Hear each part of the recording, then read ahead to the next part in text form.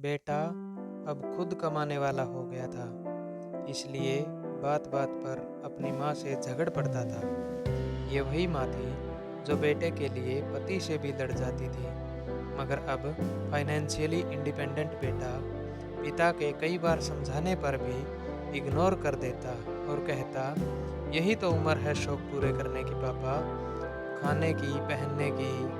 जब आपकी तरह मुंह में दांत और पेट में आंत ही नहीं रहेंगी तो फिर क्या करूँगा।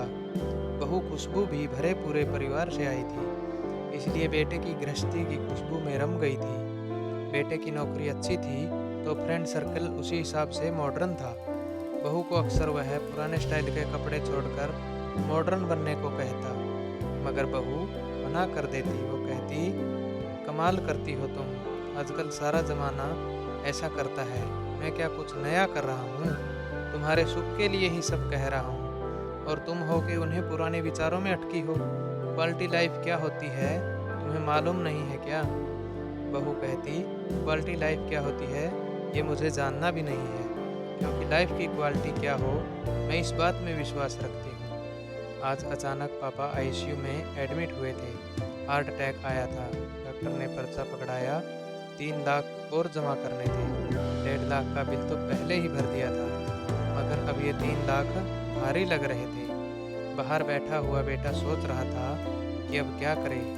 उसने कई दोस्तों को फ़ोन लगाया कि उसे मदद की ज़रूरत है, मगर किसी ने कुछ तो किसी ने कुछ बहाना बना दिया। आंखों में आंसू थे और वह उदास था। तभी खुशबू खाने का टिफ़िन लेकर आई और बोली, अपना ख्याल रखना भी ज़रूरी है, ऐसे उदास होने से क्या होगा, हिम्मत से काम लो।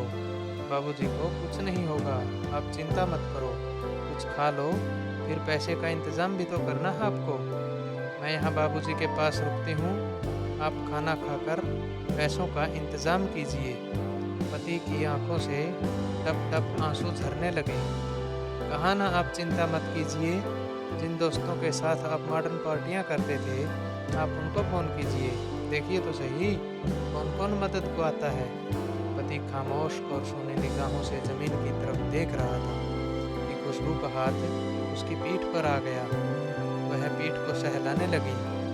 सबने मना कर दिया, सबने कोई ना कोई बहाना बना दिया। खुशबू, आज पता चला कि ऐसी दोस्ती तब तक की है जब तक जेब में पैसा है।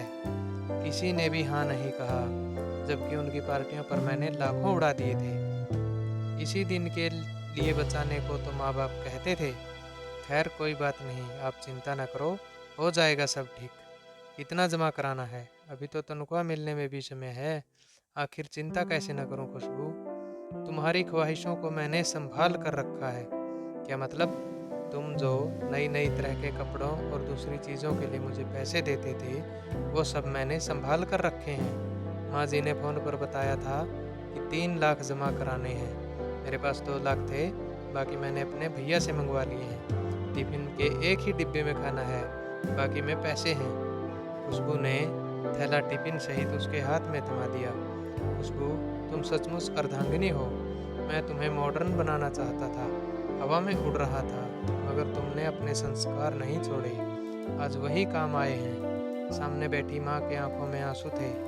उसे आज खुद के नहीं बल्कि पराई माँ के संस्कारों पर नाज था, और वो बहू के सर पर हाथ फेरती हुई ऊपर वाले का शुक्रिया अदा कर रही थी।